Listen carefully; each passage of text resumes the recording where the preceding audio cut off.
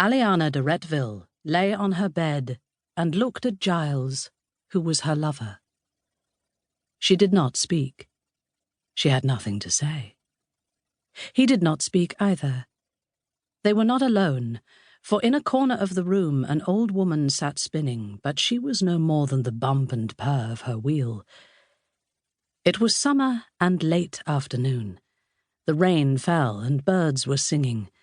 They had their summer voices, loud and guttural. The rain had come unobtrusively, breaking up a long spell of drought. For leagues and leagues around, it was falling on the oak woods, dripping from leaf to leaf and taking a long time, because the foliage was so thick, to reach the ground. It would be pleasurable, Aliana thought, to lie naked in the oak woods now, feeling the rain on her skin. Each drop would be a small, separate pleasure.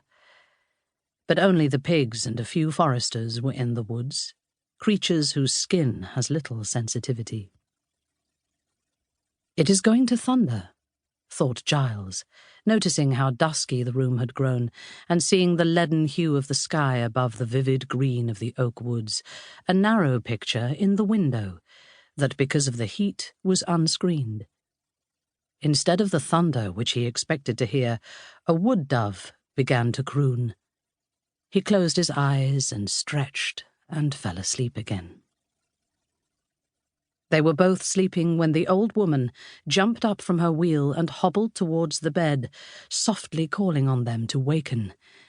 A moment later, the spinning wheel was knocked over as the door was forced open, and Brian de Retteville and his two cousins, Piers and Richard, burst in.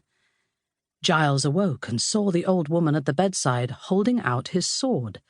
She proffered its blade towards him, poor old fool, and in snatching it, he cut his hand. That was the first bloodshed. Immediately the three were upon him. He fought not to defend himself, there was no hope of that, but to die fighting, and quickly. After the first start of